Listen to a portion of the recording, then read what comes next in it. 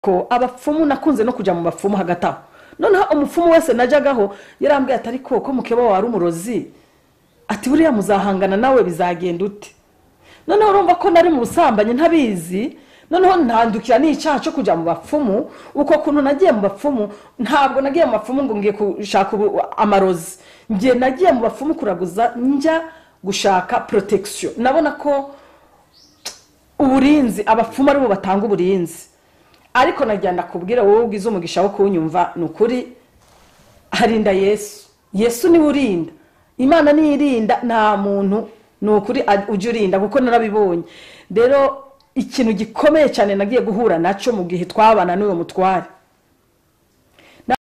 nashimye Imana rero shimye Imana ntangira inzira y'umusaraba kintu gikomeye ngikizwa ntashobora kuzafa nibagiye ngikizwa n'ubushije umunezero mu mutima bene data n'ubushije mfite amahoro adasanzwe mbega mwubwo buzima nagenda babwira nagiye nyo nta mahoro nigeze mbona mu munezero ntawe nigeze mbona nakure mu muryango Kenya nababwiye nta mahoro nigeze nivuruguta mu byaha ariko mbega mu mutima wanje nshakira Yesu umwami n'umukiza numvishije nko kumenga ni ikintu cyari kindiho noneho kimvuyeho kinyorosoyeho numva umenga ndakeye.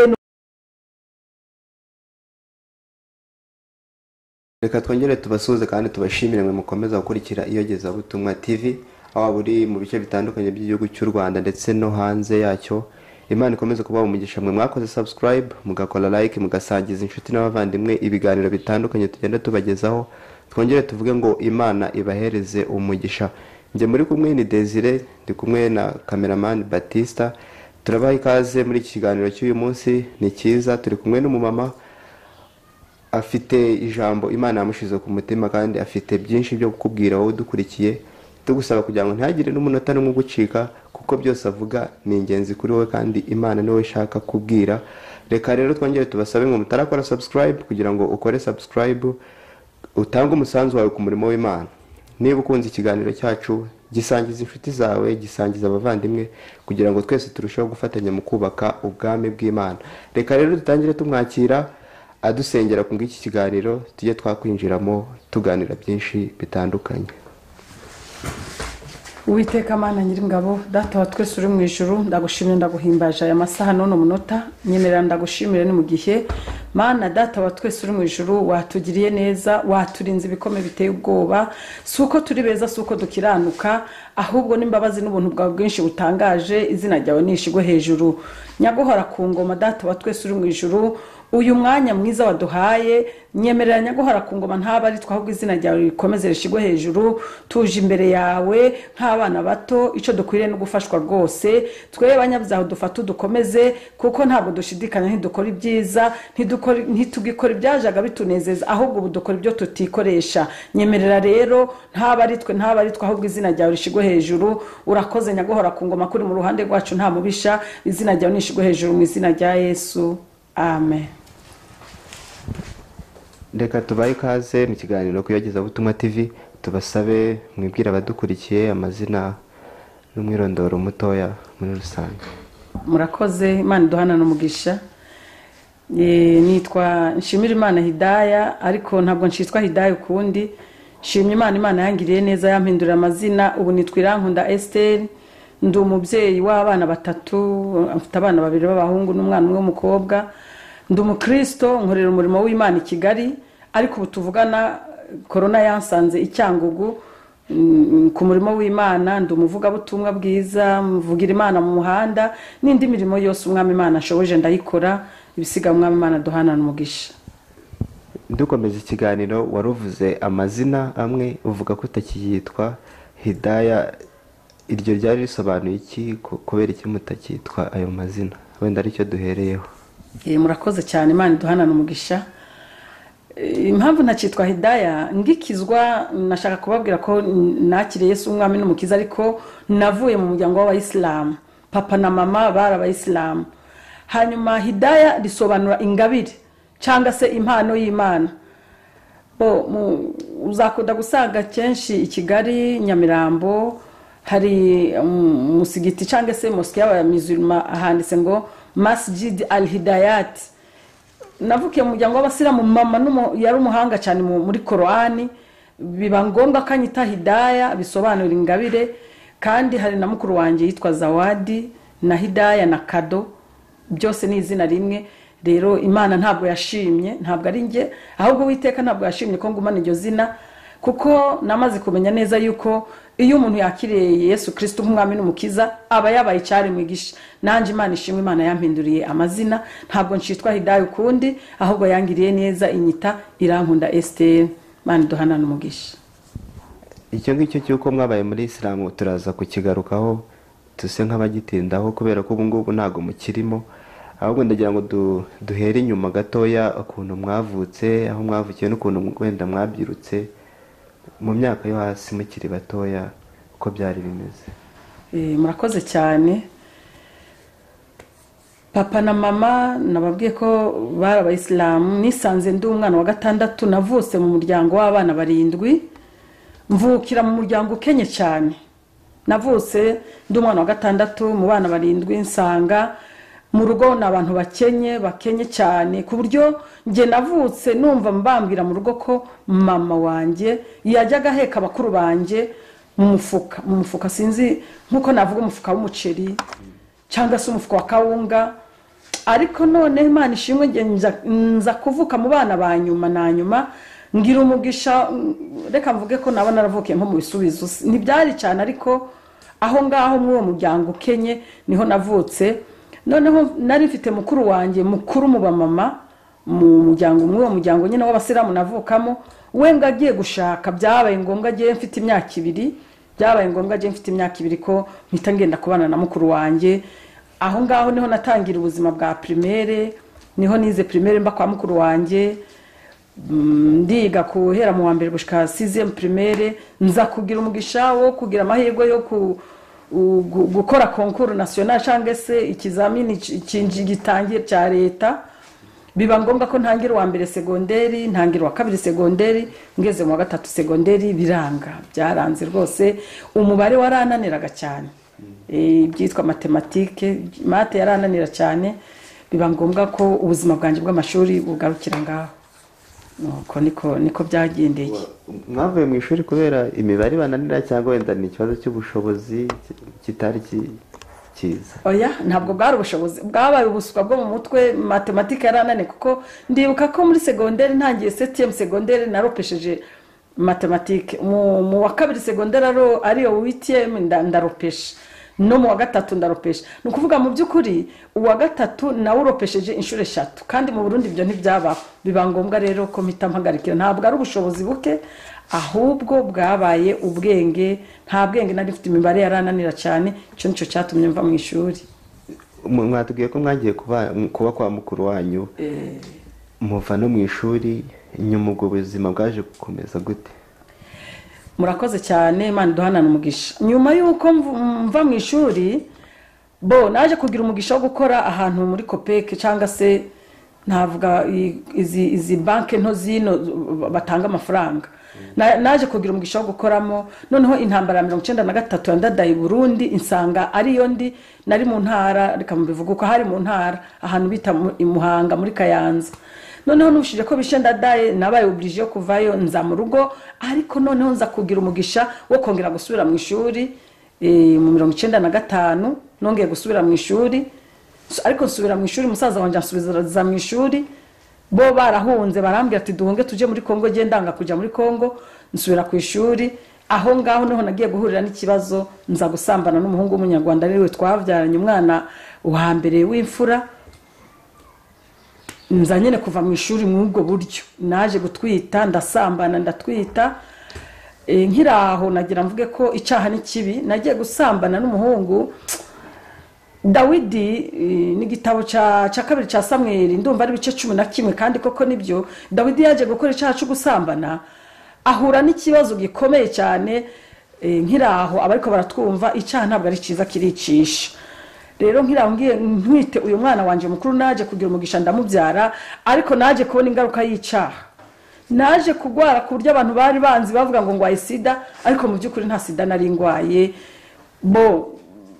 Nababwiye ko icyo gihe bigenda ko nagiye gutwita uyu mwana mba kwa musaza wanjye. Bo bari barahunze, baragiye muri Kongo. nza kubyara nta muntu wo mu rugo ahari n'umwe, na mama yari yarahunze baragiye muri Kongo. Naje rero kugira ingaruka y'icyaha, ndagwara, ngwara igituntu, nsonzera mu kiriri. Icyo gituntu nagwaye byavanye nuko nasonzeye mu kiriri, bimbera bibi. Mama nyuma aza kumva ko mbega ibintu byabaye bibi, nasambanye nkaza gutwita umwana nta wundi muntu turi kumwe. Nagira mbwira abashoboye kugira umugisha kugira ngo banyumve, icyaha nta mahoro y'umunyabyaha niko ijambo ry'Imana rivuga. Mwibuke ko nigeze gusoma inkuru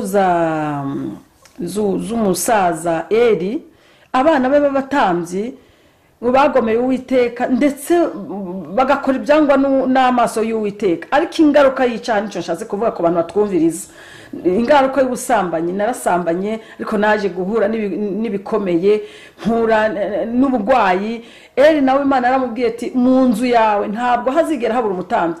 Ariko kuko abana be basayishije, nagira mbwira abantu bagize umugisha wo kutwumviriza ko buriya ngiye nshobora gukora icyaha ari njyewe, ariko n'abana banjye mbese ingaruka ikabazaho. Nuko rero nanjye ingaruka zaje kunzaho, naje guhura n'ibibazo bitanyoroheye, ariko Imana iba mu ruhande rwanjye. Nakubwira wowe unyumva, wowe uri mu bicaha cy'ubusambanyi, nakubwira ngo garukiraho, kuko icyaha ntabwo ari cyiza, icyaha kiricisha. Nanjye nagiye mbona ingaruka, nagiye ndabibona, ngayo nguko niko byambereye. Imana iduhana n'umugisha. Uwo musore mwahuye nko ku myaka ingahe, mwaje kubana bigenze bite? Ubwo niwe muri kumwe ubu ngubu? Imana iduhana n'umugisha. Uwo musore ntitwaje kubana. Uyu musore ntitwaje kubana, naje guhana n'urugamba rukomeye cyane. Afite murazi ko ino muri mu 1994 intambara yabaye mu Rwanda, nta muntu n'umwe utabizi. None genocide yakorewe abatutsi. Noneho uyo muhungu we yahunze avino aza mu Burundi. Noneho ngiye nigaga secondaire, nababwiye ko mu rugo bose bari bagiye niga secondaire. Noneho hariho mushiki we witwa Ange, twiga kuri établissement imwe ahantu bita kuri lycée Don Bosco. Noneho kuri akuna abanyeshuri ku ishuri baba bakundana, biga bakundana. Ange twaje kumenyana, tujyana iwabo mu rugo, umusaza muboneraho, bari bahunze mu by'ukuri. Noneho muboneye aho turakundana, bijya by'umukobwa n'umuhungu baba bakundana.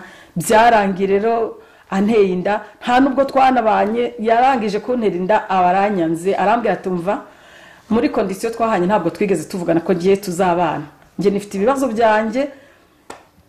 Noneho rero ntabwo byemerewe ko nge nawe twakomezanya kuko ntitwabivuganye.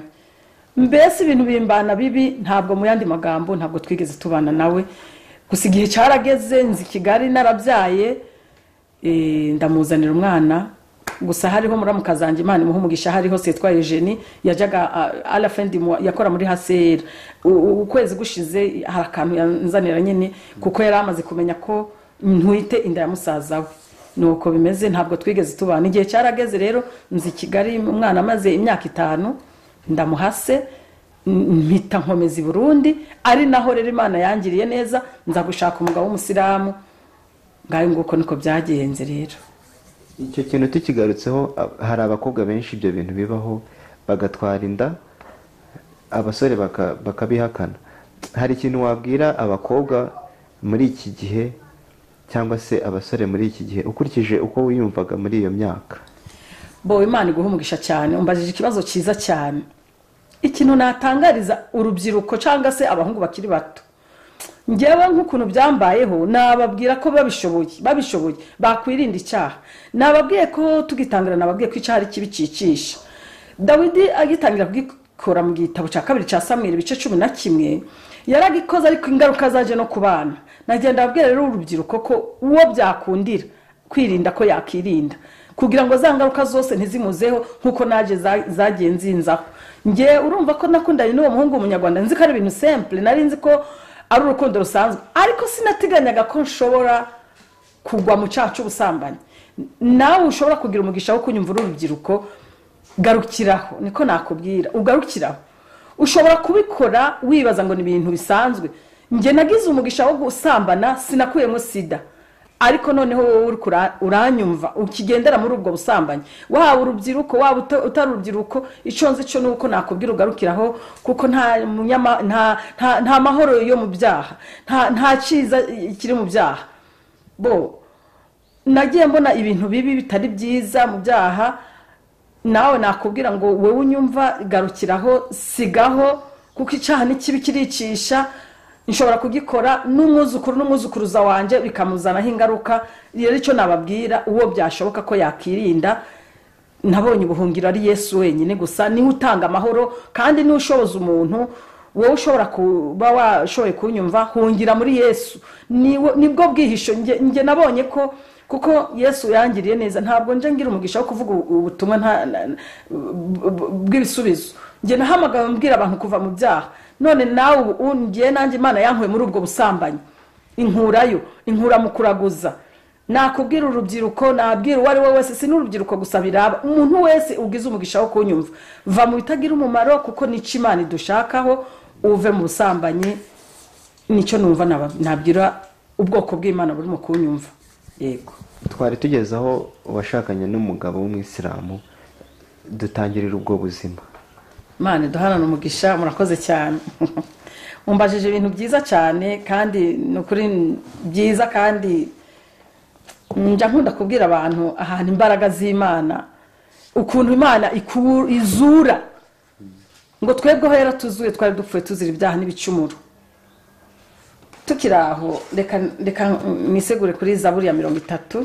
Zaburi ya 30 haravuga ngo,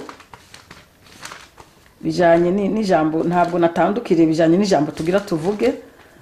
Zaburi ya 30 haravuga ngo, titire haravuga ngo, Zaburi iyi ni indirimbo yaririmbwe ubwo bezaga inzu, ni Zaburi ya Dawidi. Haravuga ngo, Uwiteka ndaguhimbariza kuko wampagurukije, ntukunde ko abanzi banje banyishima hejuru. Uwiteka Mana yanjye, naragutakiye urankiza. Uwiteka wazuye ubugingo bwanjye, ubu kuri kuzimu. Wankijije urupfu ngo ne kumanuka nkajya muri rwa rwobo. Imana yacu nishimwe cyane. Iri jambo rya kane muri Zaburi ya 30 ngo, Uwiteka wazamuye ubugingo bwanjye, ubu kuri kuzimu. Wankijije urupfu ngo ne kumanuka nkajya muri rwa rwobo. Imana yacu ishimwe cyane. Imana yacu ni nziza. Imana ni umukozi w'umuhanga. Nanjye rero reka mvuga imbaraga z'Imana yankuye aho ngaho, ikankura k'uyo mugabo ubwo nari umusambanyi, mbese ikankura mu nzu yo kuraguza, ikankura mu nzu y'abapfumu. Tukiraho rero, Imana ishimwe. Imana yangiriye neza, nkimara kudepoza umwana i Kigali, nasubiye i Burundi ho gato, nta minsi irashira mba nkunzwe n'umugabo yari umusilamu. Kandi mu by'ukuri mu buzima busanzwe, ubundi ku batabizi, abasilamu bemerewe mu myizerere yabo cyangwa se mu myemerere yabo bazana abagore 4. Noneho ngewe kuko narinzi muri gahunda yanjye ko nziga nkarangiza amashuri, nkimara kubona ntwite nagize muri ngewe kwiheba. Noneho uyo mugabo arampropoza kugira ngo tubane. Mu by'ukuri nge numvishije ari ishimwe, numva ndishimye, numva ndabyishimiye, mbega mbyakira neza. Arambwira ati rero ndashaka ngukwe tuzabane. Ariko mu by'ukuri nge yankoye twarabanye, ndetse nari mfite n'umwana umwe w'umuhungu tubana. Mu by'ukuri nkiraho nagira mbwira abantu bagize umugisha kutwumva, ibyaha mu by'ukuri iyo ukiri mu byaha ubikora biraryoha, ariko noneho ingaruka bizana. Yabwiye Yeremiya igice cya mbere umurongo wa 4. Imana ibwira Yeremiya ngo nagutoranyije, ngo nagukunze, ngo nagukuye mu magana menshi y'abanyabyaha. Yabwiye Yeremiya ko, reka tuhasome mu izina rya Yesu. Ni muri Yeremiya, ndumva ari igice cya mbere n'umurongo wa 4.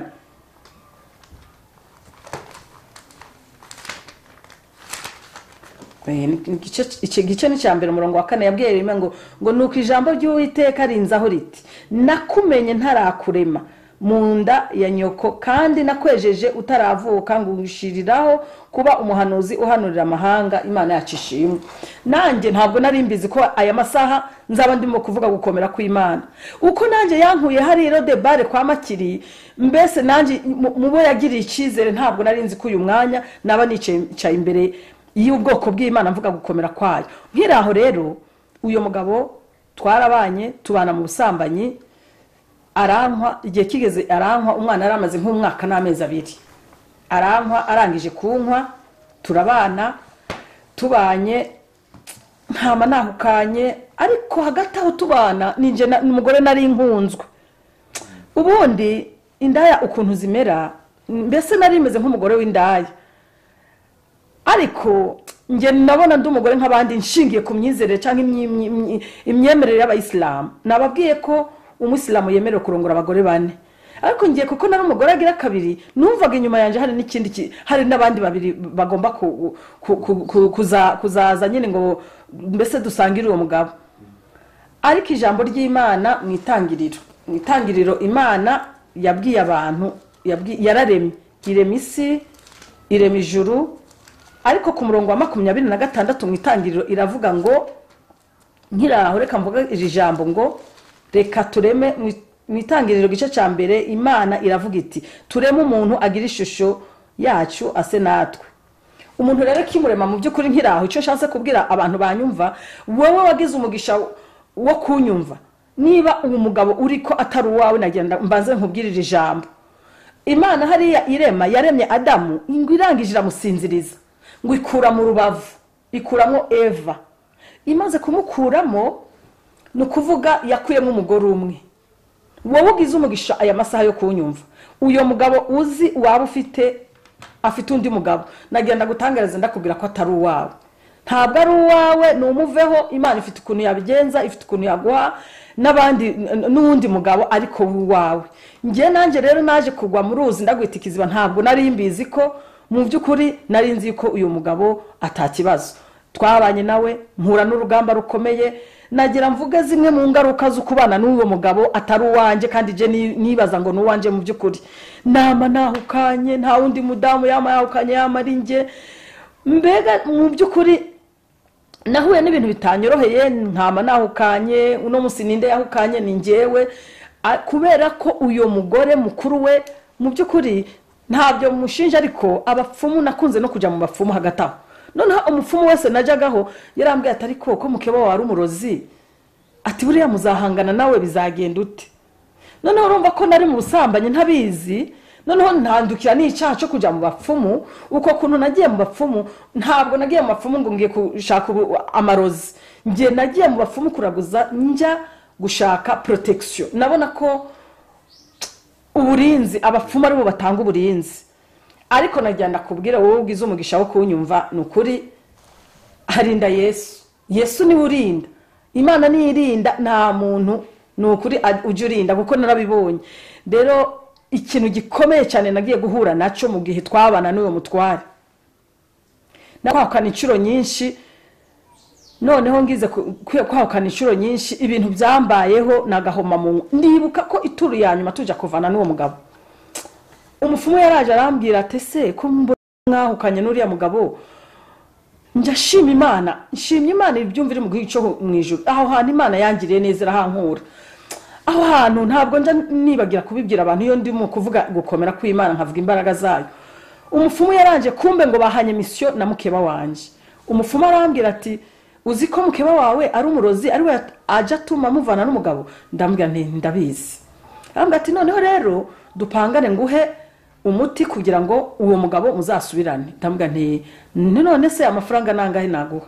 Uyu mugabo yarambwiye ati ejo uzanshakira 3,000 nzaza nzananye n'undi mudamu, nzaguha umuti umugabo wa agaruke. Ntisawa.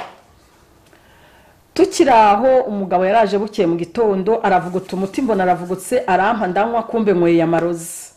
Nta mahoro umunyabyaha rwose, ntayo. Kwa Yesu niho nabonye ubuhungiro, kwa Yesu niho nabonye amahoro, mbese kwa Yesu niho nabonye ntuje. Ariko kiri mu byaha nta musi n'umwe ibyaha bizaguhira. Nkiraho rero uwo muti nkimara kunwa, ngewe ubundi nakijijwe nerekwa. Imana yangiriye neza nkiri n'umusilamu nkagumanirwa, ariko sinaninzi ibyo ari byo. Ahirwe rero metre wanje nishuriraga inzu araza arambwira ati ibintu birakomeye, ati ni wimuka uva aho hantu, ati bashobora kukwica umwanya wari wose. Noneho kubgayo mahirwe mba ndimutse, nimutse ariko uwashizemo ibyo bintu aza kumenya ko metre yabinkuyemo. Tukiraho metre yarambwiye ngo ningende shake ihembe ry'inka.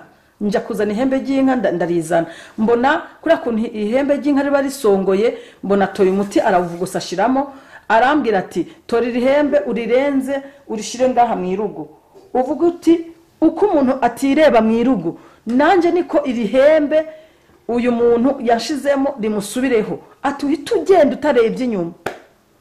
Nabigize uko metre yabimbwiye mu nyuma naje kumva ko metre n'uyo muntu yangize ibyo bintu baje gushwana.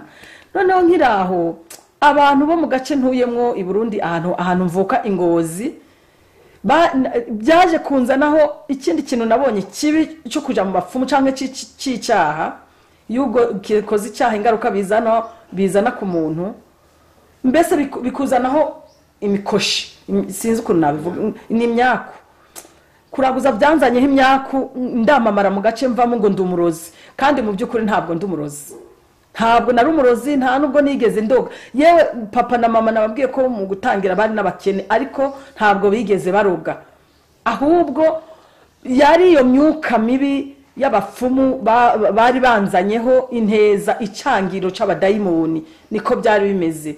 Nawe unyumva rero n'ukuri ibyo bintu zabivemo aho hantu ndahashima Imana ku buryo n'ubuyo ngiye mu rugo i Burundi baje bavuga ati ni wa mama umwe yari umurozi ariko mu byukuri ntabwo ari ibyo ndi imbere y'Imana isumba byose ntabwo nari umurozi ahubwo n'ibyo abapfumu bari bankoze binzanira icangiro biba ngombwa ko mba umurozi.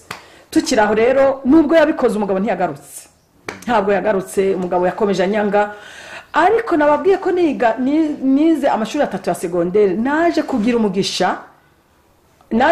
umugisha wo kubona akazi mbona akazi muri action contre la faim byari shirahamwe ry'abazungu bita ASF ngira umugisha nkora ikizamini cy'abakwiziniye ndagitora maze gutora ikizamini njya gukora uvuye mu rugo ukaja aho hantu ku kazi hari ku birometero 12 naje rero kugira umugisha wo kujya gukora aho hantu ndakora mbu mama mwiza mfite uwo mwana wanje umwe w'umuhungu icyo nshaka nkaryico biba ngombwa kubera bwa burozi cyagiye hahandi muri quartier wacu mvuka nabaye icyamamare mu burozi naje gukodesha inzu ingaruka byanzanyeho aho ngiye bakanyima inzu ngo ndumurozi ahandi bakanyima inzu ngo ndumurozi none ahantu nagiye kubona umugisha wo kubona inzu naho bansaba amezi 3 ndayatanze nta n'ukwezi kumwe nabayemo byabaye ngombwa ko aho hantu ndahava kubera ko nakoze ikizamini mu bazungu ndagitora bampamagara ku kazi nja gukora aho hantu nahise mvuga ati aha hantu Mana umbabarire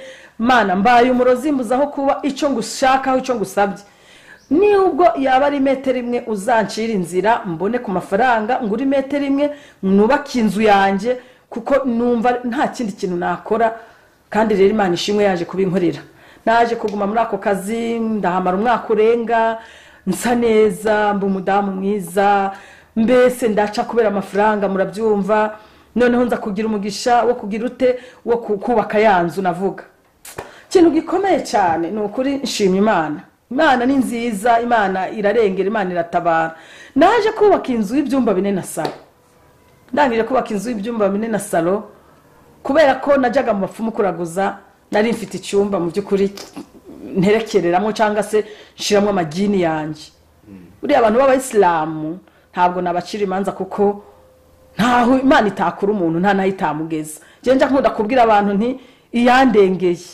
ikankura mu busambanyi ikankura mu kuraguza n'abandi yabarengera ikabakurayo ariko mu byukuri benshi kuko ndavuga abayisilamu kuko nibo nabayemo nibo navutsemo nibo nashatsemo nyine ababyumva muri abayisilamu mwihangane ariko uko niko kuri kwijambo kandi ijambo niryo rizatubatura mbega niryo rizadukura hariya mu byari katuzana nkiraho baje bakunda kuvuga ko abantu benshi b'abayisilamu kunda gusanga bemera ibigirwamana nibyo kuko nasomye ijambo rirambwira ngo Yesu niwe nzira kandi niwe kuri niwe bugingo nukuvuga nta uzajya kwa data atamujanye ariko mu myizere cyangwa se mu munyemerero y'abayisilamu mu byukuri benshi twagendanye ari bo bakunda kuraguza byo nabihamye ko nzi n'umudamu sinshatse kumuvuga izina w'umucuti wanjye magara nkiriyo nyine mu basilamu twakundana ndibuka ko ntabwo yajya guca imiti y'abapfumu tutari kumwe uyo rero nawe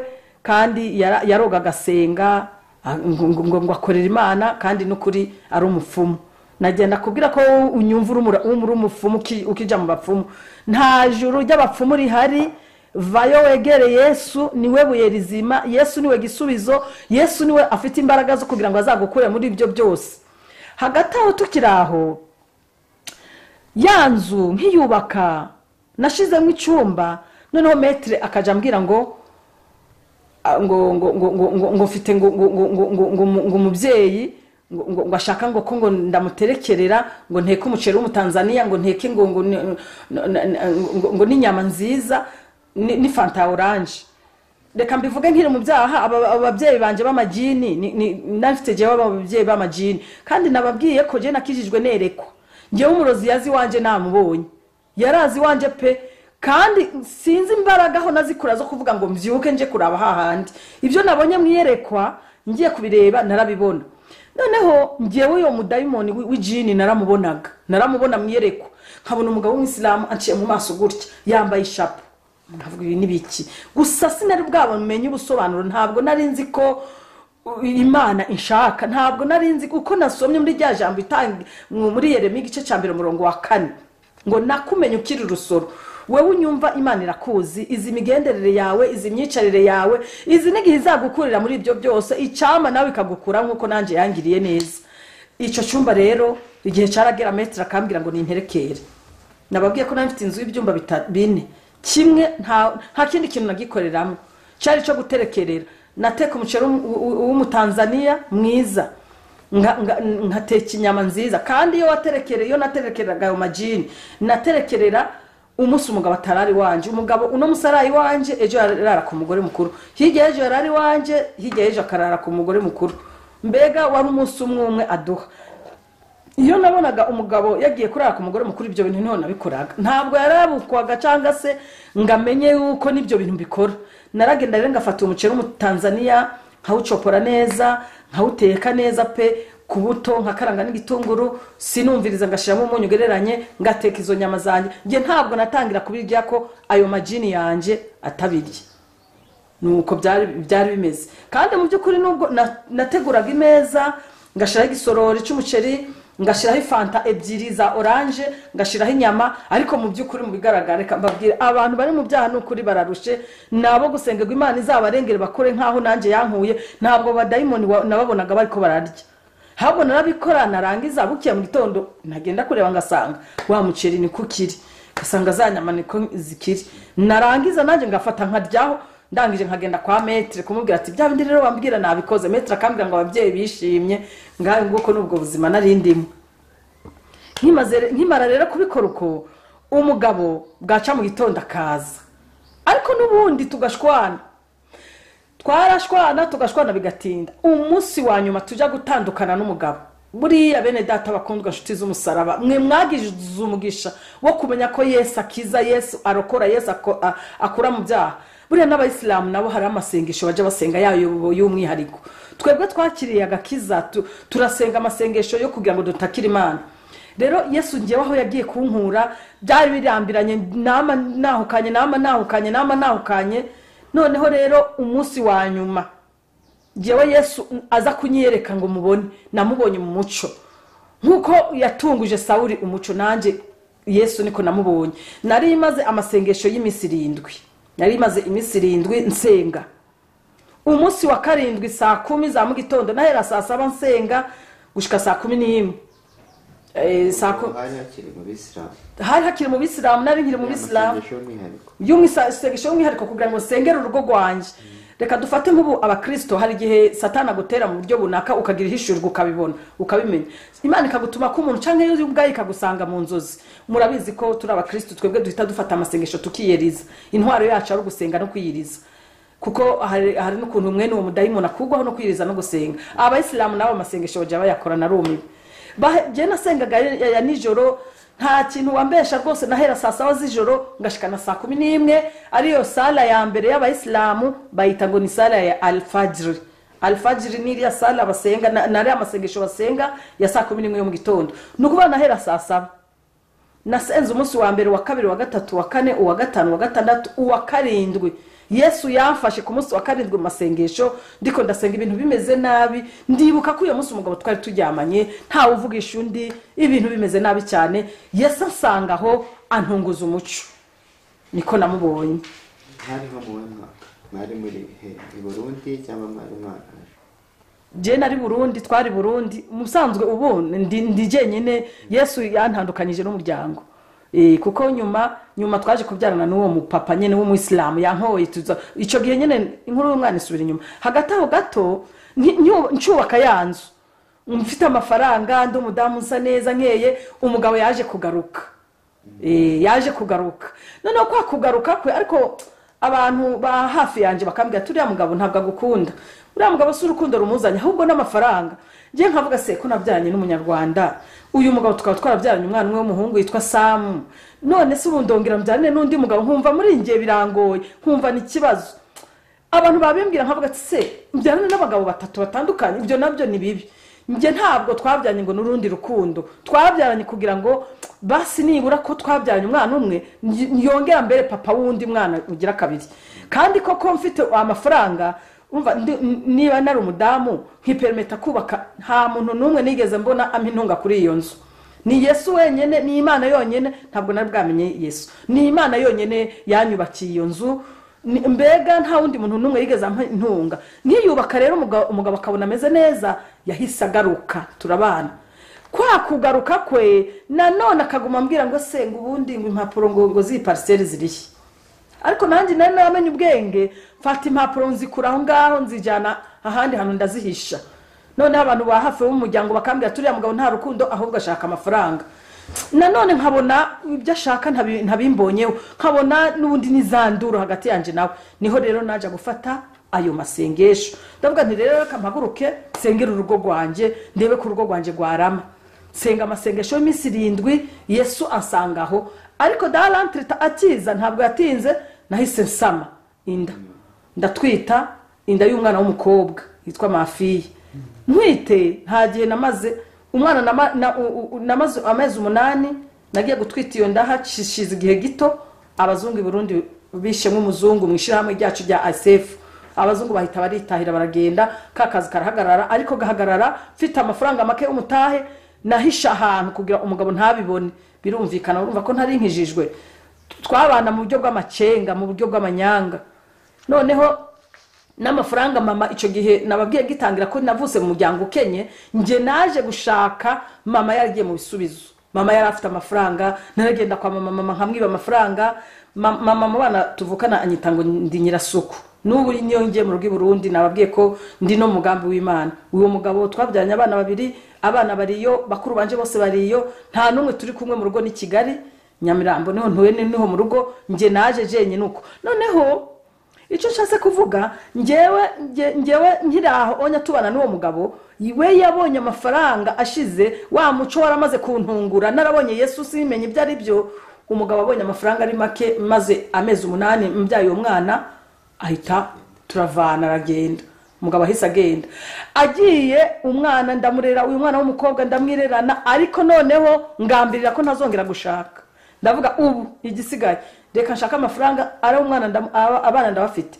umuhungu ndamufite umukobwa ndamufite abahungu babiri mfite umukobwa umwe ndabivuye mu byo gushaka niho nagenda ngiye mu isoko guhaha ndi Burundi ndabyibuka noneho kwa kundi uhaha ibintu ugatora umuntu ukamuha ngo niyikorere mujyane mu rugo naje gusanga mpaye umuntu anyikorerera nsanga mpaye umupfumu yari umwana w'umusore yitwa Gerard noneho tugeze mu rugo arandeba arambwira ngo mabuja ngo reka nkubwire ikintu kimwe ngo nubwo bimeze uko ngo umugabo mubana ngo ntawe uhari ngo ntawe uhari ngo urabona ko wantoye mu isoko ariko ngo uyu mugabo ngo ntabwo ngo muzongera kubana ngo nimwongera kubana azakwanduza umugera wa sida shimye Imana iri mu gihugu cyo mu ijuru ntabwo nabibwiwe n'abandi bantu yarambwiye ngo niba ubeshe ufata amafaranga uje ku wundi mupfumu kandi koko ngiye kuraguza barambwiye ati ubyo yakubwiye nibyo ubu tuvugana umugabo wawe agwaye sida numva nzinuswa abagabo numva abagabo bose ndabanga ndavuga nti ko Imana yangiriye neza nkaba narasambanye singware sida nta mugabo nzongera gushaka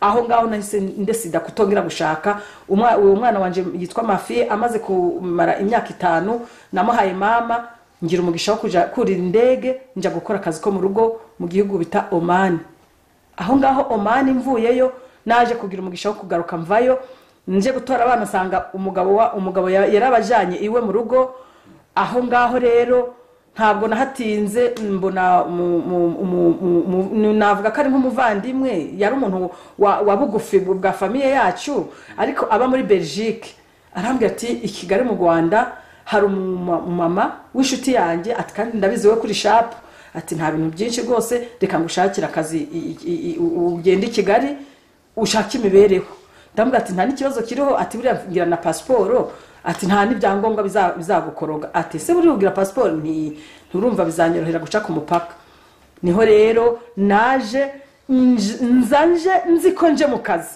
ariko mu nyuma mu by'ukuri naje kumenya ko utari umugambi w'akazi ahubwo zari imbaraga z'Imana zinkuye mu byaha hari i Burundi zinzana no mu Rwanda ngo ntangire gukizwa nuko naje mvi Burundi ninjira mu Rwanda uko hari mu 2015 nuko naje aho hantu rero natangiye gukora akazi mbega nkihagera byaranyobeye sanga n'umumama mu by'ukuri yari ndaya ariko buriya ndaya zigira ibyiciro yari ndaya yo hejuru reka mbivuga uko yari ndaya VIP reka mbivuga uko kuko nasanze afite imbwa ebyiri sanga afite igipango cyiza Kicukiro noneho nsanga nta muzamu hari ikintu cyantangaje bo haragera nijoro akaba ari jembe umuzamu nkajya kugurura igipango kugira ngo imodoka zinjire mbega narimo byose nta kazi kenshi byensuri kari gahari kuko we yarasanzwe afite akabari yirigurira ku kabari iwe busanga frigo irimo buri kimwe cyose imbuto amata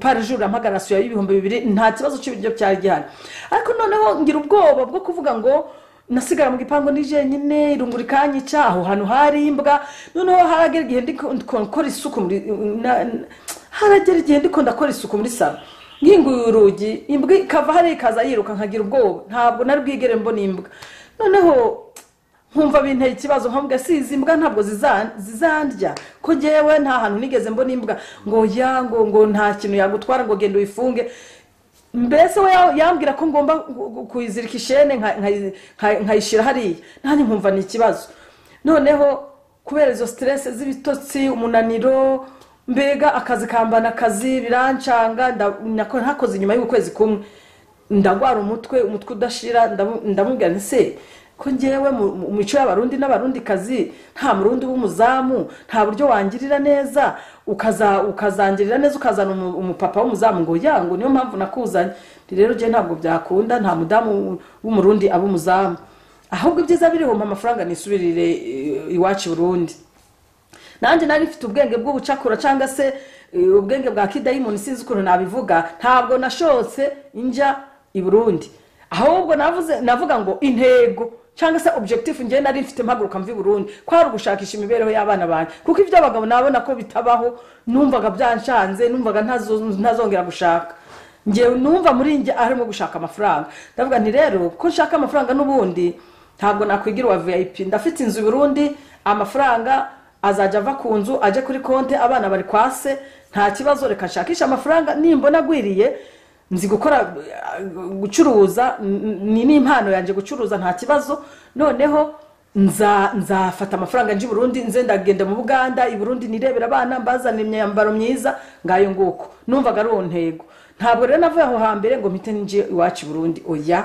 navuyeyo mpita nje ahandi hagira kabiri nkora akazi ko mu rugo ariko ndeba igisagara ca Kigali ngenda ndeba buhoro buhoro aho hagira kabiri naje kuhahura n'ibibazo nababwiye ko nakijijwe nerekwa ubwo najyamaga nabona umwana mwiza cyane w'umuhungu nkabona umwana mwiza nkavuga ngira nsambane mburu umusobanurira ntabwo nari nzi yo biva niyo bijya ntabwo buri abantu cyane abantu baje bava mu Islam baba bashaka mu by'ukuri support y'abandi bantu bababe hafi mbega bababwire ibiki n'ibiki gere ntibari kubimbwira kuko Yesu sinamwangaga ariko numva muri nje bitarimo gukizwa sinari nzi yo biva niyo bije nyine nyuma naje gutahura ko yari umwuka wera aho nkirijwe ariko ntarakizwa nama nibibazo mvuga ati Mana we nirinda abagabo kandi koko Imana yarafashije nirinze abagabo sinahura n'ungambanira ngangirire nabi nkiraho ibijyo bakaduha naje ndahasanga undi muhungu aho hakabiri nagiye gukora ndahasanga umusore ahari arambye ati murundi rero kankubwire atabanyarwanda we ntabwo bazi atereka nkubwira akakantu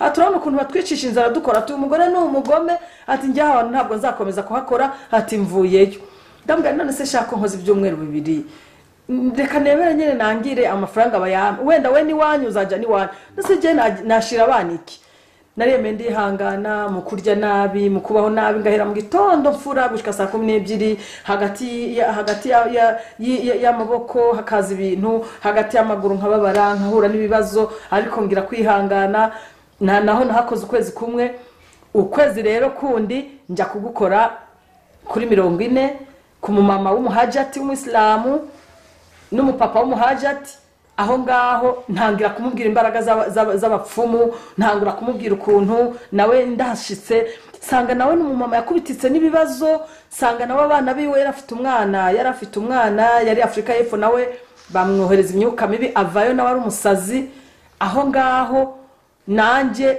kuko nababwiye ko ngewe hari abapfumu twajaga tuza kuzanana imiti mu ishamba imiti narinzi imiti myinshi reka mvuge ya Kinyarwanda imiti y'ibyatsi kuko baragenda bakambwira ati uyu ukuraho imyako n'imikoshi uyu utuma umuntu acuruza ibyashara abantu bakamuza hari benshi naringiye nzi imiti myinshi itandukanye noneho rero uyo mu mama yameze nkaho angira igikoresho ngiye nkajya kwahirira imiti nkaza nkayishira mu nzu ngo ndiko ndasohora imyuka mibi none igihe cyaje kugera arambwira ati rero nje ndi hajati ndasari ariko nubwo sari ngiye kuraguza abambona wambabariye ukazajana n'umwana wanje i Burundi ukaja kundaguriza byabaye ngombwa rero ko duhaguruka twishurira itike ndamubwira nti ntuzabwira biwacu ko ndaguza uzicecekere byitwe ko tuje gusura mu rugo twaragiye turara mu rugo bukenja ku mumetre wanje arambwira ati reka nkubwire ikintu kimwe ariko yabimbwiye uyu mwana w'umukobwa yagiye muri toilette arambwira ati reka nkubwire wowe umubeshe ko hari imiti reka mubeshe ngiye ko ndumupfumu mubwire ko hari imiti imwe itari ahangaha iri Bujumbura noneho kugira ngo wewe hari ikintu ushaka kukubwira tumva avuye muri toilette aravuga ati se kuvuze ko ejo uzataha kandi Hidaya hakaba hari imiti nshaka kuzamuha nk'uyu Bujumbura wanyemera ko no musari ku wa gatandatu ico gihe twagiye ari ku wa gatanu turarayo ku wa gatanu nijoro ku wa gatandatu buraca araza kugira ngo ku cyumweru azaruhuke kuko uyo mukobwa wiwe yarigaga kuri kaminuza byari ngombwa yuko kuwa mbere azinduka ku ishuri none haramubwira ati rero Hidaya azaza kwa kabiri reka hari imiti ikomeye kugira ngo mbese iriya myuka mibi yiwanyu tuyikureho Hidaya azazanye imiti ngayo nguko byagenze uko kwa kabiri ndamutegereza ariko hagati aho uyu mukobwa yagiye ibyo yambwiraga yarambwiye ati reka nkubwire cyari ahantu nta mahirwe uzahabonera nagira ndababwire ko uriya na Satani nawe cyangwa se abapfumu bagiriye reko hari ibintu babona ku muntu nge narabyiboneye barambimbwe kandi koko ibyo yarambwiye uyo mupfumu yari inzira yo kugira ngo mbone umusaraba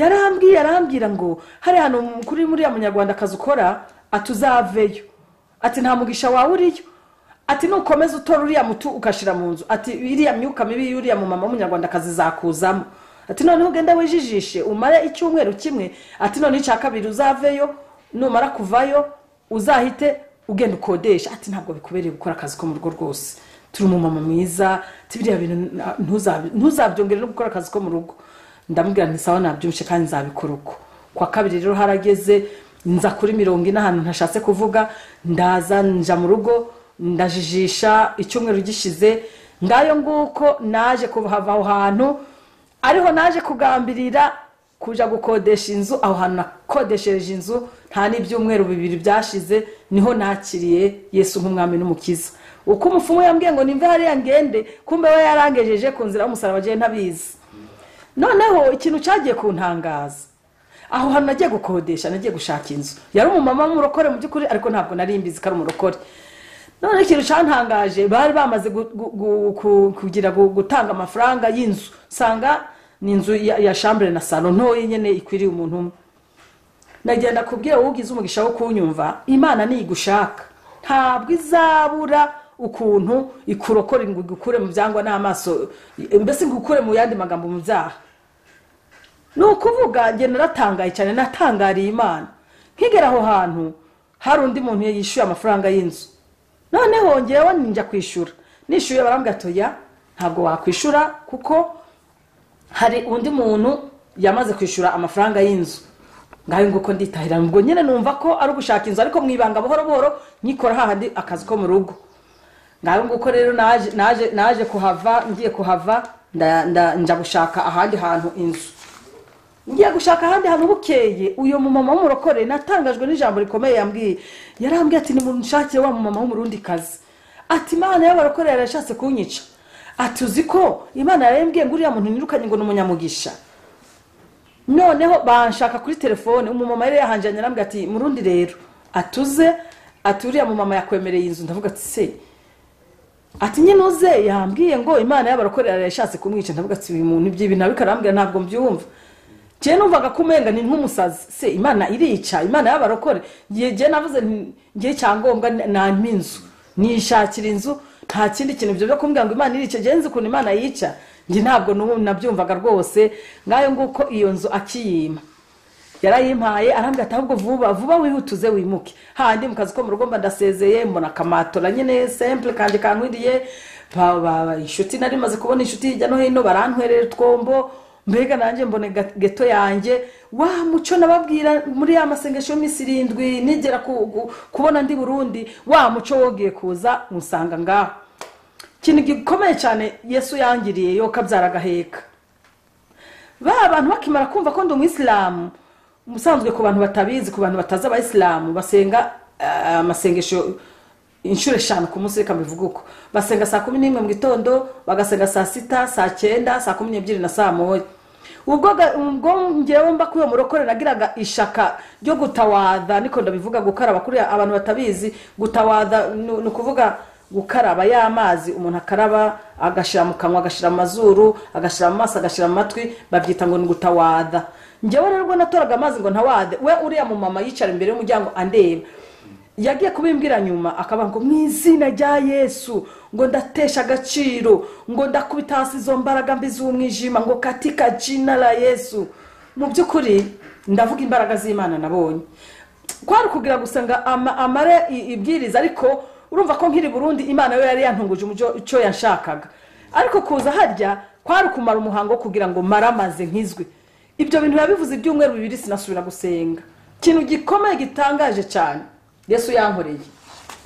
Uyo mu mama yarabivuze ibyumweru 2 arangije kubivuga ibyumweru 2 arangije arambwira ngo ndamubwira nije wagiye ndamubaza nti se ko naje ngaho iwawe nsenga ko ntagisenga ni kubera iki. Arangije yafashe Bibiliya ijambo ry'Imana ayifatuko. Arangije arambwira ngo reka ngo nkwereke ngo impano yanje. Arangije afata Bibiliya agira uko ambwira ijambo riri mu gutegeka kwa 2:28 arambwira arasomera ngo nugira umwete wo kumvira Uwiteka Imana yawe ngo nuwo kwitondera amategeko yayo yose ngo utegeke uyu munsi Uwiteka Imana yawe izagusumbisha amahanga yose yo mwisi ngo kandi iyi migisha yose izakuzaho ikugereho ni wumvira Uwiteka Imana yawe. Noneho ambwira ngo nintumvira ambwira mbega ni ingaruka yazo murarizi cyane muri n'abahanga mu ijambo ry'Imana murarindusha. Noneho ndamubwira ndese mbabare umbwira ngiye ko ushaka kuzabona Imana ko ushaka kuzaja mu ijuru ni iki nakora kugira nzabona ijuru ngo nyine se gusa nakubwira ngo nuwumvira ndambwe se kumvira urabimbwira ndi umusiramu kumvira nzi byari byo si wambabare ukambwira ukuntu byagenda. Niho rero yarambwira ati kumvira nukuva muri bya byaha ntariko ntimama nireka nkubaze se ujye hari byaha uje ubona nkora ngo oya bureka nkubwire ngo Yesu niwe nzira n'ukuri n'ubugingo. Wowe ugize umugisha wo kunyumva pe mu bigaragara aho hantu ndahaba nagenda kubwire wowe uri kuranyumva cyane ndibanda ku basiramu kuko aribo nabayemo.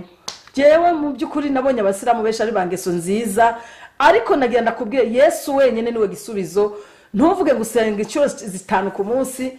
Ndakubwira Yesu nabonye ndakubwira Yesu akura mu byaha ibyo wakora byose. Nagenda kubwire ko Yesu niwe nzira kandi niwe kuri kandi niwe bugingo. Urumva ko nanje nasara ibipindi 5 ku munsi ariko nticyabuza ko nja mu bapfumu. Reka mvuga akakantu gakomeye nabonye. Birababaje kuvuga kumva ngo uri umwisilamu nguzaja mu bwami bw'ijuru usambana. Simwumva ko nanje nari mu busambanyi ndababwira ibyo naciye musi mbabwira iby'abandi reka nivuge. Nje nafata amazi nkajya koga ngo ndiko nditwaharisha abantu batumva iryo jambo reka ndibasobanurire ni ijambo ry'icyarabu risobanura ko bundi iyo umuntu asambanye afata amazi akiyoza umubiri wose ngo amazi niyakuraho ibyaha birababaje wewe uri umuyisilamu ushoboye kunyumva nari umugore agira kabiri va mu byaha uze wemere Yesu nk'umwami n'umukiza Yesu arakiza Yesu arazura Yesu arafasha ntabwo ari amazi ujya kwitwaharisha ari azagukuraho icyaha ahubwo icyaha ikintu kigikuraho nukwemera emera mu mutima wawe wemerere Yesu nk'umwami n'umukiza Yesu numara kumwakira azagushoboza guha imbaraga zo kugira uve muri bwa busambanyi zo kugira uve muri bwa bujura zo kugira uve muri biriya byose rero abayisilamu mu by'ukuri mu bantu bashoboye kunyumva niko bakora araje gusambana agatora amazi ngo ariko aritwaharisha ngo amazi niyakuraho icyaha gikurwaho n'umudayimoni urasenga ukiyiriza uyo mudayimoni Imana ikamugukuriraho mbese akavaho Imana ikajya yaguha imbaraga ucakira Yesu nk'umwami n'umukiza Imana rero idufashe kandi tugirire neza nkiraho ntabwo ntandukira ndibukaho naringeze akimara konsomera iryo jambo nge numvishije mfite intimba n'umubabaro byo kuzabona Imana ndamubwira se ubundi mbabarira umbwire ni iki nakora ko naje ngaha nsari ko ntagisari arangije konsomera iri jambo niho yaseka araseka cyane arambwira ati reka nkubwire ati nije wabikoze ati buriya mukina n'ibintu mutazi izina rya Yesu ati rifite imbaraga ati buriya uri kurasari kandi je nshaka kuzabona Imana ati ndashaka ko nawe uzabona ijuru ati navuga ngo mu izina rya Yesu ngo iyo myuka mibi ndayitesheje agaciro ati buriya uko wasari ati nanjye nasohoka ati uko watawada uri hanze nanjye nasohoka nkavuga Yesu nkavuga ibyo bintu ko ntabishaka nkavuga ko mbitesheje agaciro ati buriya niyo mpamvu wabonye imbaraga zacitse zo kugira ngo usenge ndavuga rero imbaraga z'Imana nabonye nahise numva intimba yo kuzabona Imana ndamubwira ati basi mbwire inzira nanyuramo harambwira ati ahantu bita mu cyumba kwa Jajja barasenga kwa kabiri ati rwose uzaze nkujane ngayo nguko niko nagize nahagurutse sije warose mbona sinasuye no gusara kibimbwira uko nukuvuga Yesu yabaye nk'untashemo Yesu yabaye nk'unyuzuye numvishije nshaka kuzabona Imana nkazabona ijuru numvishije nshaka kuzabona Imana numva no gusara ndabiretse ntangira kuba inshuti niyo mu mama yitwa Mama Neri arangije anjana mu cyumba ahantu bita kwa Jajja mu Gatare Nyamirambo nsanga bariko barasenga uyo mu mama yaranjanye aravuga ati hari umuntu w'umuyisilamu ati rwose ashaka kwakira Yesu umwami n'umukiza nkiraho iyo abantu bashaka kwinjira idini mu Bayisilamu hari amagambo bakubwira ugasubiramo buriya na Yesu umwakira nk'umwami n'umukiza ko abantu batabizi bambwiye ati subiramo aya magambo ndasubiramo barambwira bati ni wihane ni watura tugusengere ndavuga ati je ntabwo mbizi barambwira ati vuga ibyaha byose wakoze navuze ati uvuge ngo Imana imbabarire gusambana ndavuga se ko ntasambanye baranseka bambwira ati wari umusambanyi warinda nyene warasambanye ati rega Imana ntabwo yemera abagore babiri ati nyene Imana yemera ati sasa narasambanye kandi umugabo yarankoye ati warasambanye atura uvuga ati Imana imbabarire gusambana ndabisubiramo ati Imana imbabarire gusambana Imana imbabarire ubujura Imana imbabarire ibi byose bibi nagiye nkora ndabivuga numva mbabaye numva mfite agahinda n'umubabaro ahubwo jewe objectif numva shaka kubyatura nkabireka nkazabona Imana ngayo nguko barangije baransengeye numvishije muri njyewe numva ikigumbagumba sinzi ukuntu nakivuga mu Kinyarwanda mu Gifaransa ni emotion numvishije ndi emotionné okay numvishije mfite amarangamutima numva gahinda muri njyewe byaha nakoze numva ndicujije naranarize ndibuka ko uyo munsi hari umumama yahise azarambwira ngo ariko mama ngo ubundi ibyo by'Abayisilamu wowe ngo ntabwo uzabisubiramwo namubwiranye kamere y'umujinya n'umurakari ndavuga ati ariko ubundi reka nkubaze njyewe nimba mvuye mu Bayisilamu nshaka kuzabona Imana niki gituma umbwira ngo nzabisubiramo niki gituma wewe warabisubiyemo nawe nubisubiramo nanjye nzabisubiramo numvaga nshaka mbega muri njyewe umutima wanje numvaga namaramaje objectif cyangwa se target yo kugira ngo nkizwe ari kugira ngo nzabona Imana nashimye Imana rero shimye Imana ntangira inzira y'umusaraba kintu gikomeye ngikizwa ntashobora kuzapfa nibagiye ngikizwa n'ubushije umunezero mu mutima bene data n'ubushije mfite amahoro adasanzwe mbega mwubwo buzima nagenda babwira nagiye nyo nta mahoro nigeze mbona mu munezero ntawe nigeze mbona nakure mu muryango Kenya nababwiye nta mahoro nigeze nivuruguta mu byaha ariko mbega mu mutima wanje nshakira Yesu umwami n'umukiza numvishije nk'uko umenga ni ikintu cyari kindiho noneho kivuyeho kinyorosoyeho numva umenga ndakeye numva umenga ndera noneho Imana ishimwe nafite umwarimu mwiza yitwa Dera amba hafi yambaye hafi cyane ngira n'umugisha wo gukizwa umudugudu wanje ahantu nsengeraho n'umudugudu wa Rutabura paruwasi ni Rugarama nakijijwe mu gihe umwarimu wanje Dera yanyitayeho amba hafi cyane nsanga hari na groupe y'abantu basenga bavuye mu Islam bayita ngo ni groupe y'abakobwa ba Aburahamu anshiramwo arambwira ati ujuza dusenge babigenza uku mbega nuko bimeze ikintu gikomeye cyane nabonye nababwiye ko ngikizwa nakijijwe njya mu bapfumu kuraguza ngewe rero ngikizwa nkumva ngo Imana y'abarakorera avuga umuntu avuye mu Islam ntashobora kumva ukuntu Imana ivuga ngewe rero nakijijwe nshaka ahantu Imana ivuga nkumva Imana nshaka ko Imana yamvugaho nakirijwe mu icyo kigare noneho ndibuka ko nakijijwe ngenda gusenga ahantu ku gisozi mu icyo cyumba kindi cya kabiri nabonye ngikizwa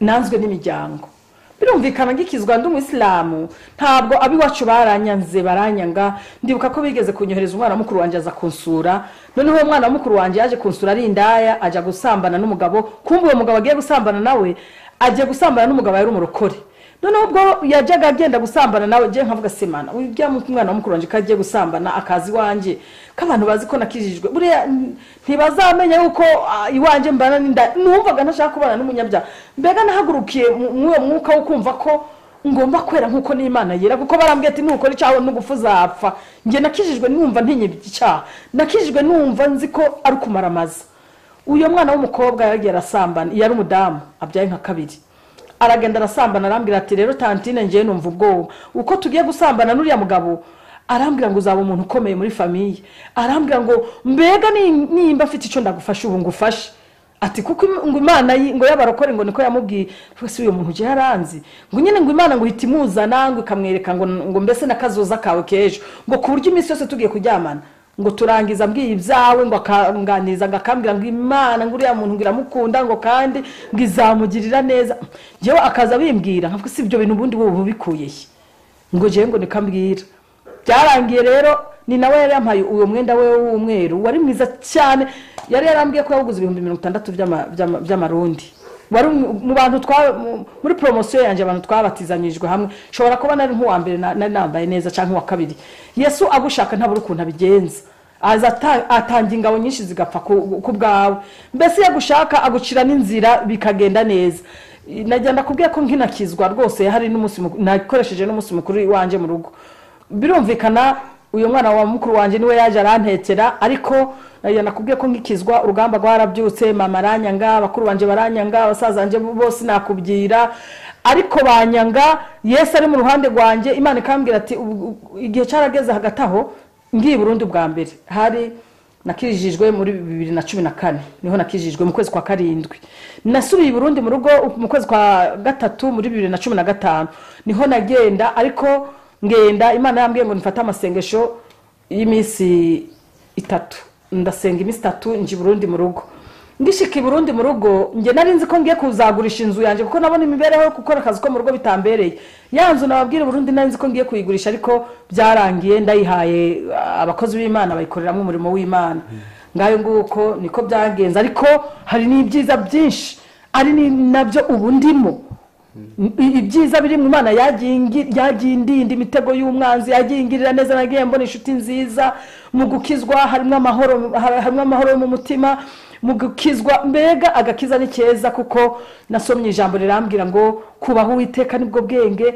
kandi kuva mu byaha niko kujijuka nge ntabwo nakijijwe rero mvuga ibitangaza nakijijwe mbwira abantu kuva mu byaha bakava mu busambanyi bakava mu bujura kandi ikindi kintu nashobora kwibagira cyiza Imana yankoreye ngiye nakijijwe nja muri boîte gutamba imiziki Imana yangiriye neza impano nakunze n'ubu nkunda cyane nkunda kuririmba ndi n'umuririmbyi muri korale i Kigali ndi umuririmbyi Imana yangiriye neza impano yo kuririmba kandi ndayikunda cyane reka dusoze utubwira uko Imana iri kugukoresha muri iyi minsi mu gihe kiteze nk'iminota 2 cyangwa Imana ishimwe Imana ihabwa icyubahiro Imana ukurikira nkoresha muri iyi minsi irikigenda imbwira ngo ngende mvuga gukomera kwayo, ngende mvuga ukuntu Imana igira neza, ukuntu Imana ikura abantu mu byaha.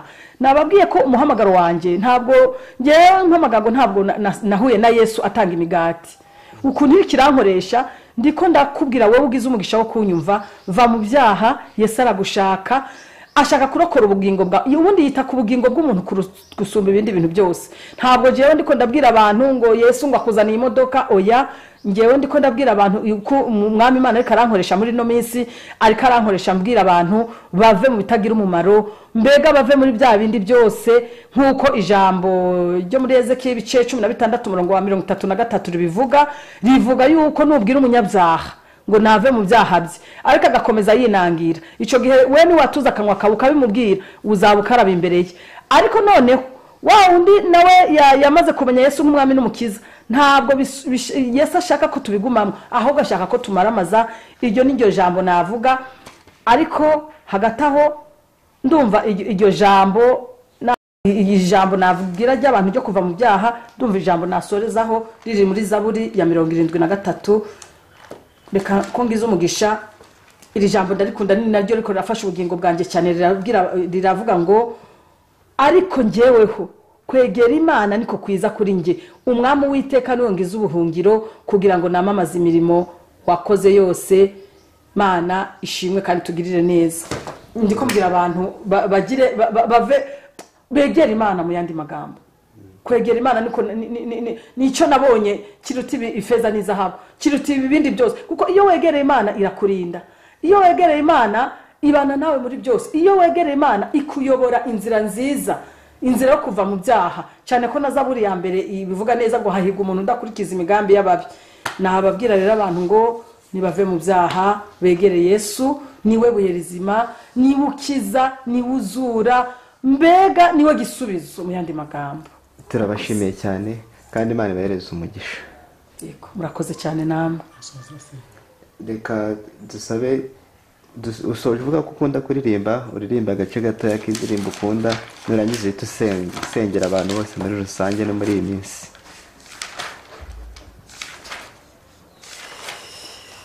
Murakoze cyane, Imana iduhanane umugisha. Ndi umuririmbyi nahimbye nk'indirimbo zika kuri zinga, ariko hari indirimbo nja nkunda cyane cyane cyane, hari indirimbo nkunda cyane.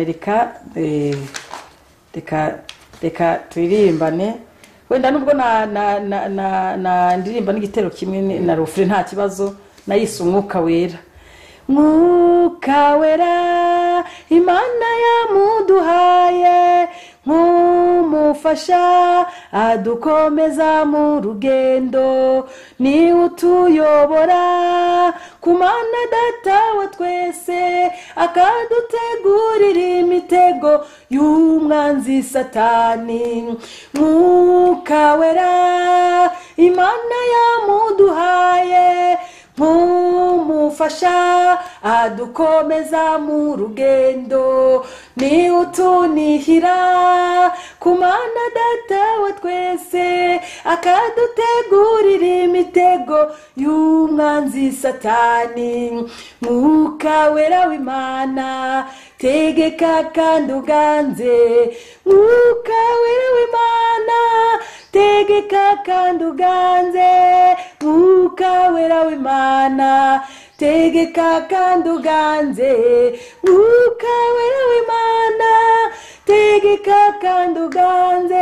Oh, abayoborwa n'umwuka wera nibo bana b'Imana, abayoborwa n'umwuka wera nibo bana b'Imana, abayoborwa n'umwuka wera nibo bana b'Imana Data, abayoborwa n'umwuka wera nibo bana b'Imana.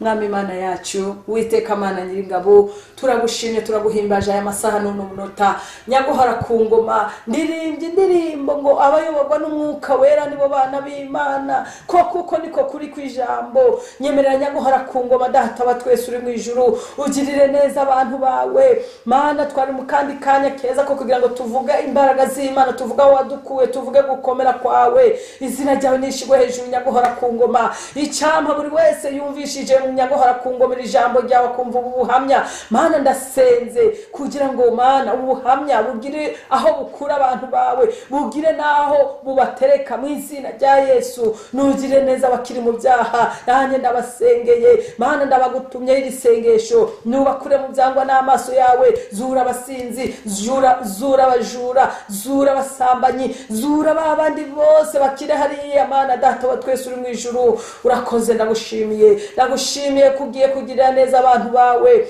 ukongera ukabakura mu byaha ndagushimiye ko wabanye natwe twabonye neza yo twabonye urukundo rwawe Mana yanje Mana ishobora byose tuvuga iki tureke iki ko ntacyo utadukoreye ntacyo tugushinje warakoze waduhaye umufasha nk'umwuka wera nyemerera buri wese nyaguhora kungoma yumva iyi message umugirire neza Mana ndasenze cyane kugira ngo data uhaze kwifuza ku mitima yacu ariko icyo nshaka icyo nifuza muri ibyo byose nukugira ngo tuzimane ingoma nawe Kristo uzatugeze muri bwa bwami wadusezeranyije urakoze urakarama turatuje ntutuze byushima n'ibyo ushaka bari byo biba icubahiro no gutambirwa bikomeze kuba iby'iwawe none n'iteka byose mu izina rya Yesu urakoze amen.